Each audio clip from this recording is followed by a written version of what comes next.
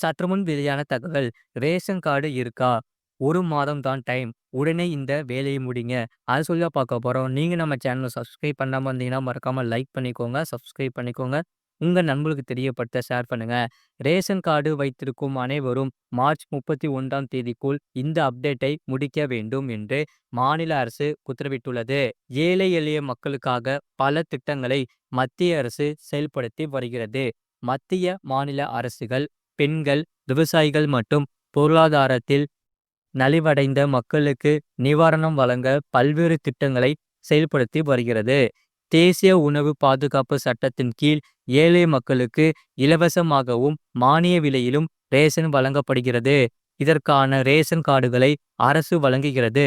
தற்போது இந்தியாவில் கோடிக்கணக்கான மக்கள் ரேஷன் கார்டுகளை பயன்படுத்தி வருகின்றனர். இது போன்ற சூழ்நிலையில் மக்கள் தங்கள் ரேஷன் கார்டை யாருடன் இணைக்க அரசு அறிவுறுத்தியுள்ளது. நீங்கள் அதை செய்யவில்லை என்றால் உங்களுக்கு சிக்கல் ஏற்படலாம்.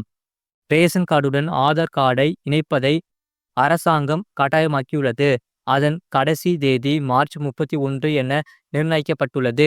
பீகார் மாநில அரசு முக KYC சரிபார்ப்பு வசதியையும் தொடங்கியுள்ளது. இதன் மூலம் மக்கள் தங்கள் ஆதார் கார்டை ரேஷன் கார்டுடன் எளிதாக இணைக்க முடியும். முழு வீடியோ லிங்க் கீழே இருக்கு. அதை கிளிக் பண்ணி பாருங்க. மறக்காம லைக் பண்ணிக்கோங்க.